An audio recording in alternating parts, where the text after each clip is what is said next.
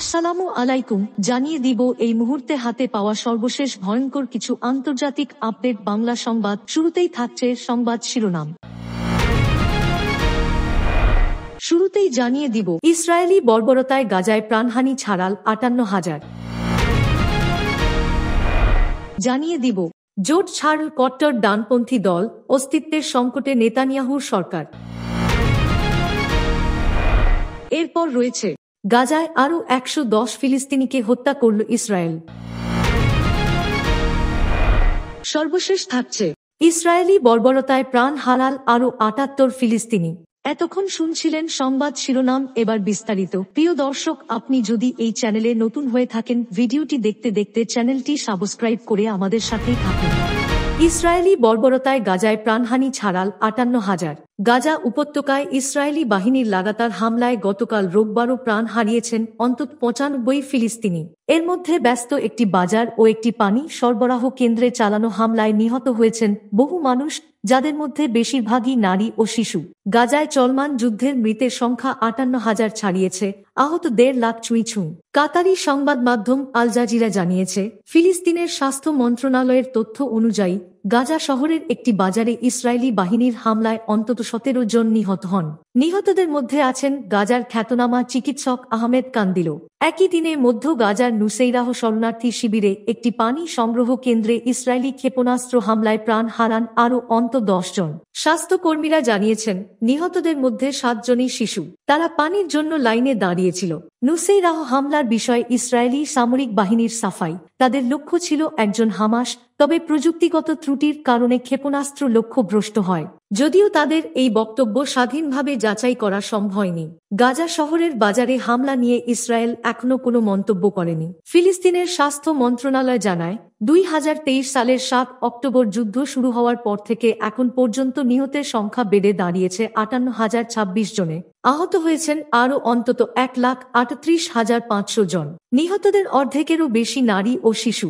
চলমান অবরোধের কারণে মানবিক বিপর্যয়ে পড়েছে গাজার ২১ লাখ মানুষ। এদিকে জাতিসংঘের শরণার্থী বিষয়ক সংস্থার ইউএনআরডব্লিউএ তথ্যমতে অপুষ্টিতে ভুগে নিহত হয়েছে আরও এক শিশু। নেদারল্যান্ডসের ইউট্রেক্ট বিশ্ববিদ্যালয়ের আন্তর্জাতিক আইন বিশেষজ্ঞ ও সহকারী অধ্যাপক জেসিকা ডর্সি বলেন, যুদ্ধের সময় ভুল হতে পারে, তবে গত ২১ মাসে ধারাবাহিকভাবে যে হারে বেসামরিক নাগরিক ক্ষতিগ্রস্ত হয়েছে, তাতে এসব হামলাকে নিছক ভুল বলা যায় না। যেসব প্রযুক্তি ইসরায়েলের আছে তা দিয়ে নিখুঁত হামলা চালানোর কথা, কিন্তু আমরা দেখছি এর উল্টোটা। প্রায়ই তারা ভুল লক্ষ্যবস্তুতে হামলা চালাচ্ছে। এটি কেবলই দায়িত্বজ্ঞানহীনতা। এটাই কি তাহলে তাদের রণনীতি? জোট ছাড়ল কট্টর ডানপন্থী দল, অস্তিত্বের সংকটে নেতানিয়াহুর সরকার। ইসরায়েলের প্রধানমন্ত্রী বেনিয়ামিন নেতানিয়াহুর ক্ষমতাসীন জোট থেকে বেরিয়ে গেছে অন্যতম শরিক কট্টর ডানপন্থী দল ইউনাইটেড তোরাহ জুডাইজম ইউটিজে। ইয়েশিভা শিক্ষার্থীদের সামরিক পরিষেবা থেকে অব্যাহতি দেওয়ার বিল প্রণয়নে সরকারের ব্যর্থতা নিয়ে দীর্ঘদিনের বিরোধের জেরে এ সিদ্ধান্ত নেওয়া হয়েছে বলে জানিয়েছে দলটি। এর ফলে ১২০ আসন বিশিষ্ট নেসেটে সংসদ নেতানিয়াহুর সংখ্যাগরিষ্ঠতা এখন মাত্র ৬১ আসনে নেমে এসেছে। এতে তার সরকার একটি নড়বড়ে অবস্থায় পর্যবসিত হল। ইউটিজের ৭ জন সদস্যের মধ্যে ৬ জনই পদত্যাগপত্র জমা দিয়েছেন। এর ১ মাস আগেই দলের চেয়ারম্যান ইৎজাক গোল্ডনফ পদত্যাগ করেন। ইউটিজে দলটি মূলত দেগেল হাতোরাহ ও আগুদাত ইসরায়েল নামক দুটি উপদলের সমন্বয়ে গঠিত। দেগেল হাতোরাহ এক বিবৃতিতে জানিয়েছে, তাদের প্রধান রাব্বিদের সঙ্গে আলোচনার পর এবং সরকারের পক্ষ থেকে পবিত্র ইয়েশিভা শিক্ষার্থীদের অধ্যয়নের মর্যাদা নিশ্চিত করার প্রতিশ্রুতি বারবার লঙ্ঘিত হওয়ার কারণে তাদের সদস্যরা জোট ও সরকার থেকে পদত্যাগের ঘোষণা দিয়েছেন। গোল্ডনফের একজন মুখপাত্র নিশ্চিত করেছেন, মোট ৭ জন ইউটিজে সংসদ সদস্য সরকার ছাড়ছেন। কট্টর ডানপন্থী দলগুলো দীর্ঘদিন ধরে বলে আসছে, ইয়েশিভা শিক্ষার্থীদের সামরিক পরিষেবা থেকে অব্যাহতি দেওয়ার একটি বিল প্রণয়ন ২০২২ সালের শেষের দিকে জোটে যোগদানের সময় তাদের মূল প্রতিশ্রুতি ছিল। এই বিল পাস না হওয়ায় তারা বারবার জোট ছাড়ার হুমকি দিয়ে আসছিল। ইসরায়েলের সামরিক পরিষেবা বেশিরভাগ তরুণ ইসরায়েলির জন্য বাধ্যতামূলক হলেও কট্টর ইহুদিরা দীর্ঘকাল ধরে এই পরিষেবা থেকে অব্যাহতি পেয়ে আসছে। তবে গত বছর সুপ্রিম কোর্ট প্রতিরক্ষা মন্ত্রণালয়কে এই প্রথা বন্ধ করে সেমিনারি শিক্ষার্থীদের সামরিক বাহিনীতে অন্তর্ভুক্ত করার নির্দেশ দেয়। গাজায় চলমান যুদ্ধের মধ্যে এই অব্যাহতির বিষয়টি ইসরায়েলে একটি অত্যন্ত সংবেদনশীল ইস্যুতে পরিণত হয়েছে। নেতানিয়াহু তাঁর জোটের মধ্যে সামরিক নিয়োগ বিল নিয়ে অচলাবস্থা নিরসনে জোর প্রচেষ্টা চালাচ্ছিলেন, যা বর্তমান সংকটের জন্ম দিয়েছে। গাজায় আরও 110 ফিলিস্তিনিকে হত্যা করল ইসরায়েল। ইসরায়েলি বর্বরতায় আরও শতাধিক ফিলিস্তিনি নিহত হল। গতকাল শনিবার উপত্যকা জুড়ে ইসরায়েলি বাহিনীর বোমা হামলা আর গুলিতে নিহত হয়েছে তারা। গাজার স্বাস্থ্য মন্ত্রণালয়ের বরাত দিয়ে কাতারি সংবাদ মাধ্যম আল জাজিরা জানিয়েছে, 24 ঘণ্টায় ইসরায়েলি হামলায় গাজায় নিহত হয়েছে অন্তত 110 ফিলিস্তিনি, যাদের মধ্যে 34 জনই বিতর্কিত মানবিক সংগঠন গাজা হিউম্যানিটেরিয়ান ফাউন্ডেশনের জিএইচএফ ত্রাণ সহায়তা নিতে গিয়ে নিহত হয়েছে। প্রত্যক্ষদর্শীরা বলছেন, রাফাহের আল-শাকুশ এলাকায় জিএইচএফের একমাত্র সক্রিয় কেন্দ্রের সামনে ত্রাণ নিতে আসা ফিলিস্তিনিদের লক্ষ্য করে হঠাৎ গুলি চালায় ইসরায়েলি সেনারা। এতে ঘটনাস্থলেই প্রাণ হারায় অন্তত 34 জন, যাদের বেশিরভাগই নারী ও শিশু। আহত হয়েছে আরও বহু মানুষ। আল জাজিরার প্রতিবেদক তারেক আবু আজ্জুম জানান, কোনো ধরনের পূর্বসতর্কতা ছাড়াই ক্ষুধার্ত মানুষের ভিড় লক্ষ্য করে সরাসরি গুলি চালিয়েছে ইসরায়েলি বাহিনী। হামলার পরপরই এলাকায় হাহাকার ও আতঙ্ক ছড়িয়ে পড়ে। মানবাধিকার সংস্থাগুলোর অভিযোগ, জিএইচএফের সহায়তা কেন্দ্রগুলো এখন কার্যত মানব হত্যার কেন্দ্রে পরিণত হয়েছে। স্থানীয় চিকিৎসা সূত্রে জানা গেছে, মে মাসের শেষ দিকে সংস্থাটি কার্যক্রম শুরু করার পর থেকে এসব সহায়তা কেন্দ্রে নিহত হয়েছে অন্তত 800 ফিলিস্তিনি, আহতের সংখ্যা ছাড়িয়েছে 5000। এদিকে গতকাল শনিবার গাজার উত্তরাঞ্চলের জাবালিয়ায় দুটি আবাসিক ভবনে ইসরায়েলি বিমান হামলায় নিহত হয় 15 জন। গাজা সিটির তুফাহ এলাকার জাফা স্ট্রিটে এক পরিবারকে লক্ষ্য করে চালানো হামলায় প্রাণ হারায় 4 জন, আহত হয়েছে আরও 10 জন। সাতি শরণার্থী ক্যাম্পেও 7 জন নিহত হয়।